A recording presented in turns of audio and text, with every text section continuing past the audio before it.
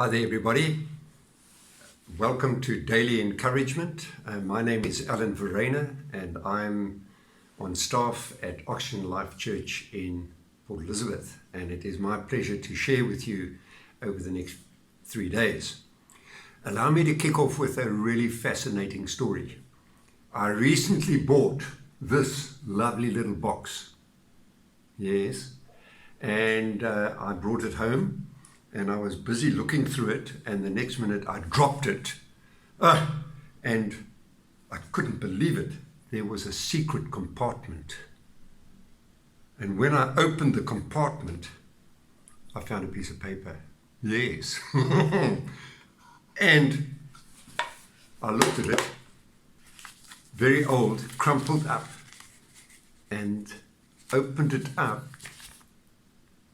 and I discovered a map. Boy, was I excited. I got it from a pawn shop, so I wasn't sure where it came from, and the guy said to me, no, well, somebody brought it in here and they paid a couple of rand for it, so I got it. And I looked at this map carefully, and I suddenly realized that it was a map of the coastline down at Schoenmakerskop. And looking at it more closely, I suddenly realized that this was a map which possibly came off the Sacramento, which ran aground opposite Schoenmakerskop on the 30th of June, 1647.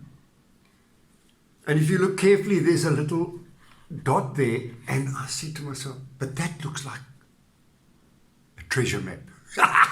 Boy, was I excited. So I rushed down there, got down, checked it out, measured out the paces, and I saw what is called peg rock on the left-hand side. There's a peg on the rock. I don't know who put it there.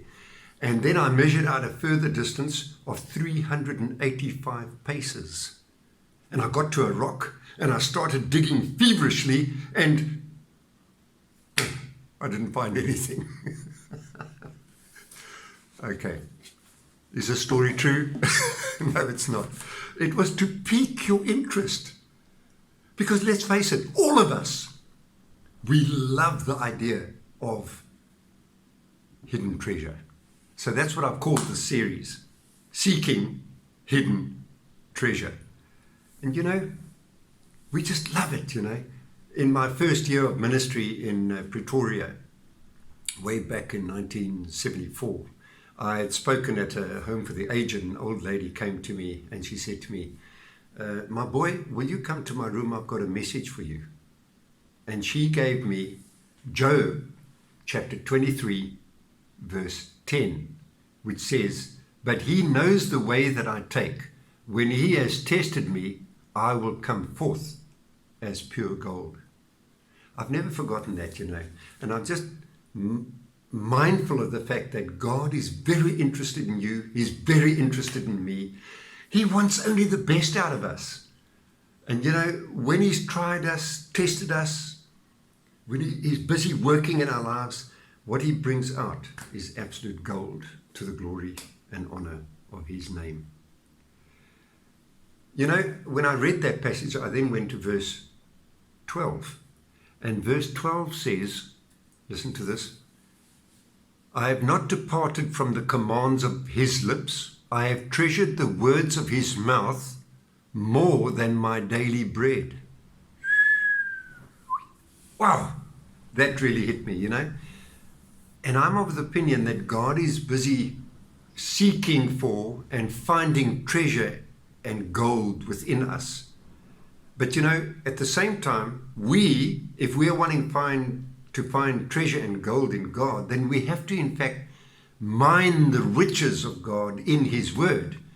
It is then that we unearth the rich treasures of who he is and how he has revealed himself to us in his son, Jesus Christ. I just find that fascinating. Notice the phrase, more than my daily bread. Oh my goodness, you know, I must tell you, it is as though Job is telling us that he is prepared to forego his breakfast in order to ensure that he will connect with God.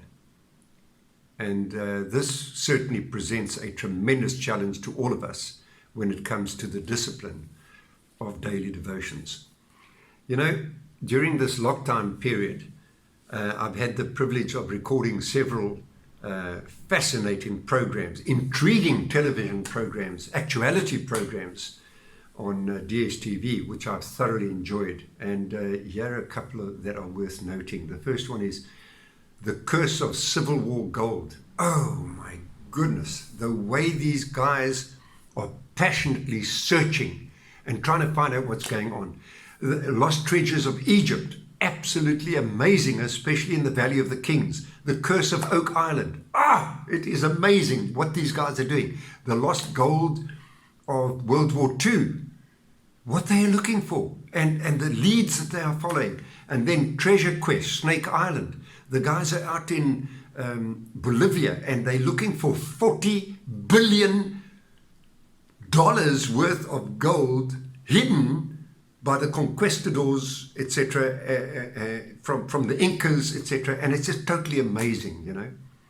But the thing is, for me personally, I'm reminded that there's a vast difference between earthly treasure as opposed to spiritual treasure, and the values are poles apart and vastly different. And to me personally, earthly treasure is of a temporal use, temporal value.